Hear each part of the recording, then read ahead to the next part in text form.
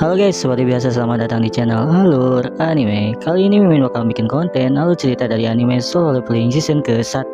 Alur cerita ini akan dibagi menjadi 2 part dan akan dilanjut sampai ke season keduanya cuy. Tanpa banyak lama-lama seperti kamu yang sedang menunggu keputusan dari dia, ini dia alur ceritanya. Cerita dimulai, flashback menceritakan di 3 tahun yang lalu di sebuah pulau beberapa orang yang sedang bertarung dengan segerombolan semut raksasa. Para petarung dengan berbagai tipe itu mereka disebut sebagai hunter. Pertarungan yang tak terelakkan pun terjadi, banyak orang yang gugur di sana. Namun salah satu hunter yang seorang healer berhasil menyelamatkan beberapa orang, dan 2 hunter dengan kekuatan besar yang membantu hunter lain. Mereka bertiga bernama Min Byunggu, Baek Yeonho, dan Eun Seok. Mereka disebut sebagai hunter rank S. Dan satu orang lagi di tempat yang berbeda yaitu Choi Jong In. Seorang narator menceritakan awal terjadinya sebuah perubahan dunia dan munculnya gate dan para hunter. Hunter yang terbagi menjadi beberapa rank, dari mulai rank S, A, B, C, D, dan E.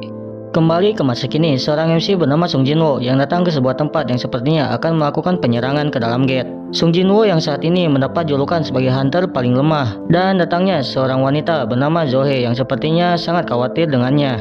Mereka lalu berkumpul untuk memasuki gate yang dipimpin oleh orang bernama Song Chiul. Di sebuah ruangan memperlihatkan seorang ketua yang bernama Go Gun Hee. Dia adalah pemimpin dari asosiasi hunter. Dia membicarakan tentang sumber daya yang ada di dalam gate, dan itu adalah pekerjaan seorang hunter. Kembali ke dalam dungeon, Sung Jinwoo berhasil mendapatkan satu item atau kristal yang lalu diserang oleh goblin dari belakang. Sung Jinwoo mencoba menahannya, tapi terlihat senjatanya yang berupa dagger atau belati akan segera rusak. Sung Jinwoo bahkan benar-benar kewalahan melawan satu goblin saja dan hampir pergi ke isekai. Hampir kekirim gitu. Seorang hunter bernama Park Beon Sik lalu mengalahkan goblin tersebut dan menyuruh Zohe menyembuhkan Sung Jinwoo. Kembali ke pembicaraan Go Gun Hee. Dia membicarakan sumber daya baru yang dihasilkan dari kristal mana dan lebih baik daripada nuklir dan energi lainnya, serta tidak akan berdampak polusi, dan tugas hunter adalah mengumpulkan itu. Pertempuran pun sepertinya selesai dengan bos yang berhasil dikalahkan. Sung Jinwoo hanya bisa melihat mereka dengan dirinya yang terluka. Zohe benar-benar mengkhawatirkan Sung Jinwoo karena keadaannya. Salah satu hunter lalu menemukan sebuah terowongan yang tak kemana perginya. Chiu lalu menggunakan pemilihan suara dan hasilnya 6 orang setuju dan 6 orang tidak. Hanya menyisakan Sung Jinwoo yang menjadi penentunya. Lalu dia berpikir bahwa ayahnya yang menghilang, sang adik yang masih bersekolah, dan ibunya yang berada di rumah sakit. Jinwoo lalu setuju untuk pergi. Berpindah ke ruangan yang sepertinya sedang melakukan pengecekan hunter. Terlihat beberapa calon hunter baru yang nanti akan diperkenalkan.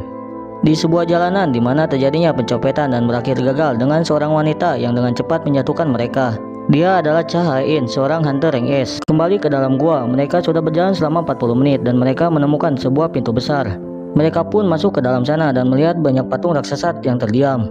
Mereka lalu melihat sebuah tulisan kuno. Zohe lalu menarik tangan Jinwoo dan dengan wajah ketakutan dia berkata melihat patung itu bergerak, memperhatikan mereka. Saat itu pintu masuk pun tertutup dan membuat orang-orang di sana panik. Salah satu hunter mencoba melarikan diri, namun secara tiba-tiba salah satu patung yang menjaga pintu tersebut bergerak dan membunuh hunter tersebut dengan cepat. Sontak hal itu membuat keadaan semakin kacau. Jinwoo lalu melihat patung yang dikatakan Zohe dan benar saja mata patung itu pun bergerak.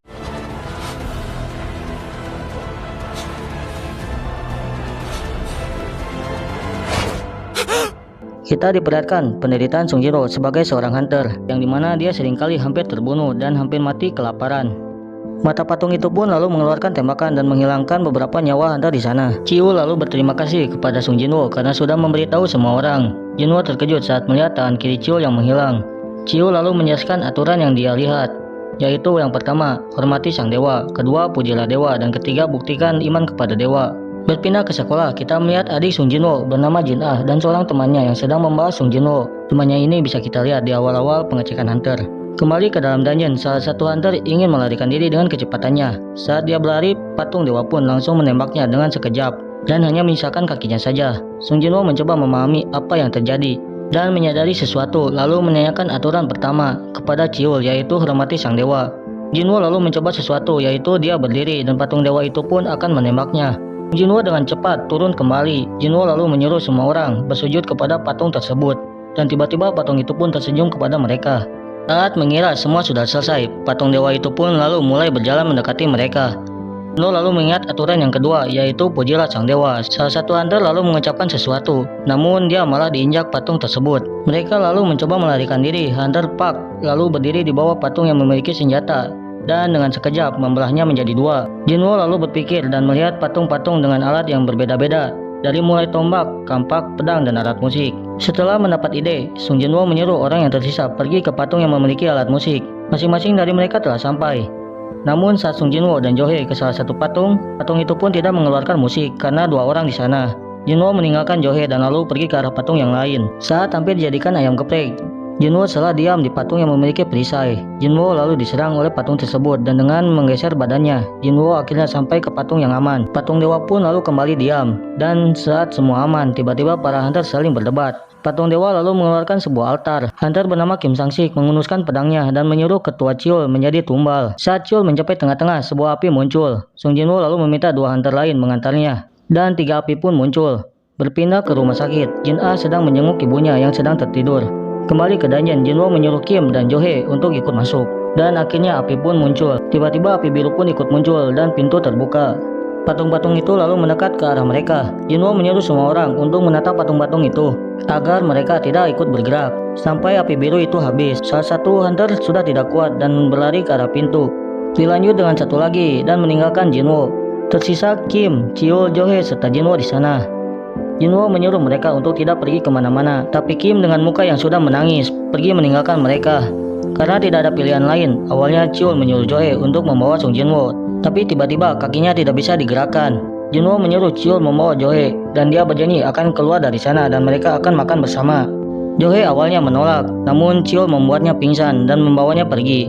Jinwoo kini yang sendirian mengambil pedang Kim dan berharap salah satu patung bisa dia bawa bersamanya. Jinwoo benar-benar disiksa habis-habisan dan dia memiliki dendam kepada Kim karena sikapnya yang egois. Dia juga memiliki keluarga dan ingin pulang. Jinwoo lalu dilempar ke atas altar dan dia berharap bisa hidup sekali lagi.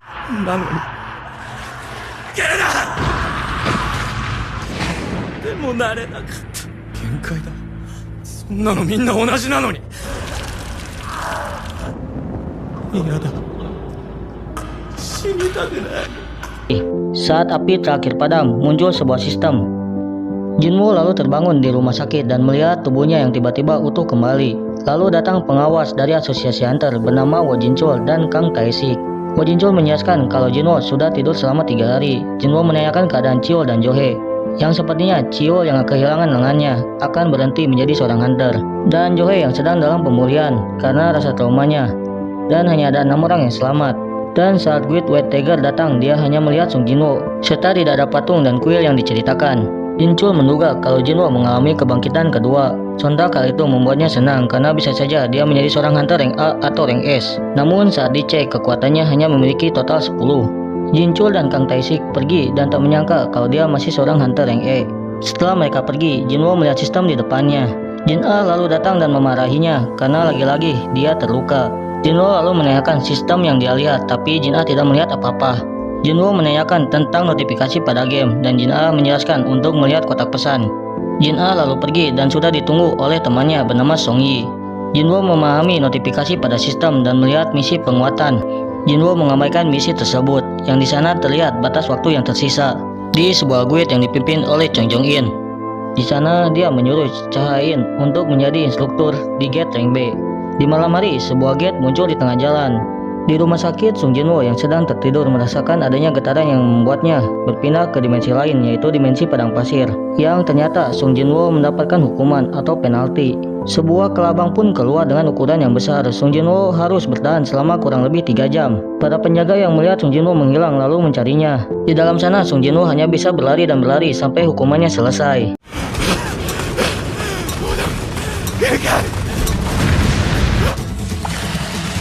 Singkat cerita, Sung Jinwoo kembali ke rumah sakit dengan muka yang tersiksa. Sung Jinwoo yang sedang bersiap-siap dan mengabari Jin Ah bahwa dia akan segera pulang. Di tempat lain, Jo Hye menerima sebuah telepon untuk mengikuti penyerangan. Namun dia menolaknya dan mendengar kabar bahwa Sung Jinwoo sudah sadarkan diri. Jo Hye lalu menemuinya dan melihat Sung Jinwoo sedang berlari. Jo Hye pun langsung pergi entah kemana. Jinwoo akhirnya mengerti tentang sistem yang ada pada dirinya dan menerima hadiah pemulihan dan sebuah poin yang digunakan kepada penguatan. Jinwoo menerima sebuah kotak yang saat dibuka isinya ternyata sebuah kunci. Terdengar sebuah berita tentang kemunculan gate. Jinwoo sedang menjenguk ibunya dan 4 tahun lalu ibunya mengalami tidur abadi dan diceritakan Jinwoo yang menjadi seorang hunter. Dan sekarang Jinwoo menaikkan kekuatannya. Dia pun tiba di sebuah pintu menuju stasiun dan mengeluarkan kunci yang dia dapat. Jinwoo membuka gerbangnya dan masuk ke dalam dungeon. Saat dia akan mencoba untuk keluar, dia tidak bisa keluar dari sana. Dan saat masuk ke dalam, dia bertemu dengan 3 goblin. Di atasnya terlihat kalau itu berwarna oranye. Jinwo lumayan kesusahan melawan 3 goblin sekaligus, namun satu persatu goblin itu pun berhasil dia bunuh. Dan tiba-tiba serigala dengan nama yang berwarna merah menyerangnya. Namun berartinya sangat mudah untuk rusak. Karena fisik Sun Jinwo yang semakin kuat membuat tubuhnya menjadi sangat ringan dan Sun Jinwo mencoba memukulnya dengan tangan kosong. Namun karena tidak adanya damage, dia pun menggunakan inventorinya dan mengeluarkan senjata milik Kim. Dengan senjata itu, Sun Jinwo berhasil membunuh serigala tersebut. 3 serigala lain pun muncul, namun dengan adanya senjata itu, dia pun dapat membunuh mereka sehingga satu dari ketiga itu melarikan diri. Sun Jinwo kini naik ke level 2 sambil beristirahat. Dia memahami dirinya yang semakin kuat. Dia pun mencoba mencari sesuatu pada serigala yang sudah dia bunuh. Dia pun mendapat sebuah taring dan menjualnya ke sistem dan mendapat 10 gold. Pada segerombolan serigala pun muncul dan Jinwo siap mengalahkan mereka. Hingga dia mendapat titel sang pemburu serigala. Di jalanan, gate sepertinya sudah memburuk. Kembali ke Jinwo, pedang miliknya sudah hampir rusak dan dia mendapat banyak taring serigala dan juga mendapat item untuk keluar dari gate. Sempat ragu untuk keluar atau tidak, tapi Jinwo memilih untuk tetap lanjut. Di sisi lain, Johe mendapat telepon tentang Dungeon Break dan menyuruh Johe membantu hunter lain. Kembali ke Jinwo, dia sudah membunuh banyak sekali monster dan dia menjelaskan tentang warna yang ada pada monster tersebut, yaitu putih yang berarti di bawahnya, oranye yaitu setara, dan merah yaitu lebih kuat. Dia pun merasakan hawa kengerian dari bos yang ada di bawah tanah. Jinwo lalu turun dan sampai ke sebuah stasiun bawah tanah. Tiba-tiba dari dalam terowongan muncul ular besar yang menyerangnya. Bos itu bernama Kasaka dan warna oranye di atasnya. Pertarungan pun dimulai. Jinwo hanya bisa berlari dan terpental. Karena dirinya yang begitu lemah, dia merasa depresi, selalu saja menjadi yang paling lemah, hingga mendapat sebuah julukan. Tiba-tiba aura muncul dari dalam dirinya dan dia harus bertambah kuat. Kembali bertarung, Jinwo mencoba memeluk ular itu untuk menghancurkannya. Dia pun terbentur ke banyak tiang hingga dia akhirnya membunuh ular tersebut. Dia pun mendapat belati barunya dari taring Kasaka dengan efek racun di dalamnya. Misi pun selesai secara tiba-tiba, stasiun yang hancur pun kembali seperti semula. Jinwo keluar dari sana dan melihat malam yang sepi. Seorang tentara muncul dan saat melihat pedang Jinwo yang rusak, dia pun diantar ke sebuah tempat. Dia pun merasakan aura dari sang bos dan saat sampai di sana, dia menganalisis bos tersebut serta melihat Johe yang sepertinya masih trauma hingga membuatnya tidak fokus. Jinwo mengambil ancang-ancang dan dengan sekuat tenaga melemparkan pedang milik Kim sehingga melemahkan monster tersebut. Johe melihat Jinwo yang pergi dari sana. Di rumah sakit, para pekerja di sana membicarakan tentang seorang hunter rank E yang sangat tampan dan fisiknya yang kekar. Salah satu dari pekerja itu datang ke ruangan Jinwo dan terkejut saat melihat tubuh Sung Jinwo yang benar-benar berubah drastis. Jinwo mendapat kabar kalau dia sudah boleh pulang. Jinwo lalu akan bersiap-siap dan tiba-tiba pekerja itu meminta nomor miliknya. Di acara televisi, Hunter Yonho yang diwawancarai mengenai kesehariannya. Jin-A yang sedang melihat acara TV itu lupa untuk segera berangkat. Dan saat memanggil kakaknya, Jinwo terlihat baru bangun dan Jin-A merasa aneh dengan perubahan kakaknya yang begitu cepat. Mungkin karena efek dari olahraga. Jin-A pun pergi ke sekolah dan Jinwo memasukkan payung ke dalam tasnya. Jinwo mendapat telepon tagihan dan dia akan segera membayarnya. Jinwo mencari pekerjaan hunter dan menemukan sesuatu. Dia pun berlari sambil menyelesaikan quest hariannya. Di sana sudah ada beberapa hunter yang salah satunya bernama Huang Dongsuk dan bawahannya. Dan dia pun bertemu dengan Jinho dengan pakaian atau armor yang mahal. Mereka bersiap masuk. Jinwo membawa barang-barang mereka dan di dalam gate mereka bersiap pertempuran. Jinwo dengan instingnya memberitahu monster serangga yang muncul dari atas. Mereka pun bertarung dan Jinwo hanya mengawasi mereka sehingga salah satu serangga yang menyerangnya dan dengan sekali tendang serangga semut itu pun terbelah menjadi 2. Singkat cerita, Jinwo merasakan firasat aneh dari mereka dan memperingati Jinho untuk berhati-hati. Di tempat Guild White Tiger, para hunter sedang melatih fisik mereka. Begitu juga ketuanya. Kembali ke Jinwo di perjalanan, Jinho banyak mengobrol dengannya karena Jinho pertama kali melakukan raid. Mereka pun menyusuri gua sambil membunuh semut yang tersisa. Singkat cerita, mereka sampai ke sebuah tempat dengan banyak kristal di dalamnya. Jinho lalu melihat kontrak milik Jinwo dan komplain kepada Huang Dongsuk tentang pembagian kristal mana. Dongsuk pun setuju, tapi mereka harus cepat sebelum bos dari laba-laba raksasa di atas mereka bangun. Karena kurangnya perlengkapan, Dongsuk dan timnya pergi mengambil barang keluar dan Jinho serta Jinwo ditugaskan menjaga di dalam. Firasat Jinwo semakin kuat dan benar saja Dongsuk menyuruh anak buahnya menutup pintu masuk. Jinwo mengingat perkataan Chiol tentang tindak kejahatan yang ada di dalam dungeon. Bos laba-laba pun terbangun. Jinwo yang sempat ragu menyuruh Jinho untuk mundur dan segera mengeluarkan belati barunya untuk bersiap pertempuran. Sementara itu Huang Dongsuk dan timnya keluar dari gate dan berencana untuk menunggu mereka mati dan menjarah perlengkapan Jinho yang bernilai ratusan juta. Jinwo mencoba menganalisis monster di depannya dan karena dia sekarang sudah di level 18, dia berani menghadapi bos rank C tersebut. Di tempat lain, ketua Gogunhe sepertinya baru saja selesai rapat. Wo Jinchul meminta Gogunhe untuk menemaninya latihan. Kembali ke pertarungan, Jinwo mencoba menyerang bos itu berkali-kali, namun kulitnya sangat keras. Jinho benar-benar tidak percaya dengan Jinwo. Jinho mengira kalau Jinwo seorang hunter yang menyembunyikan ranknya dan haus akan pertempuran. Jinwo melihat sistem yang menandakan kelelahannya yang meningkat dan segera mencari titik lemah bosnya. Jinwo yang akan bergerak lagi, tiba-tiba bos tersebut mengeluarkan cairan asam. Jinwo memanfaatkan skill berlarinya dan dengan cepat menyerang bos tersebut. Dia pun terus-menerus menyerangnya hingga tingkat kelelahannya mencapai 70. Dia pun dengan cepat terkena serangan dan terlempar ke dinding gua.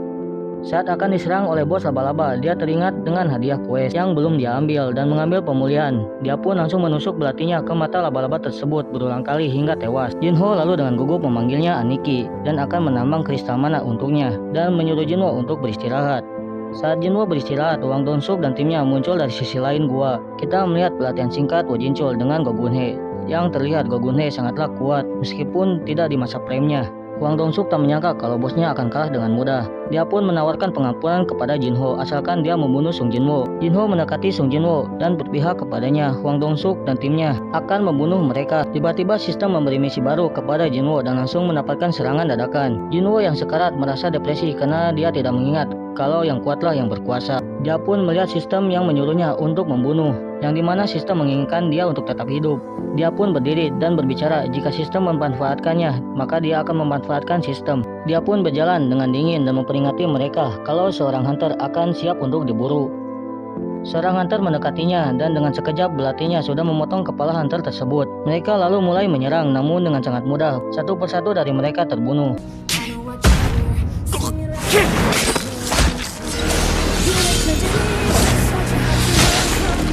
Wang Donsuk menggunakan penguatannya, namun dengan cepat Jinwo langsung membantingnya ke tanah.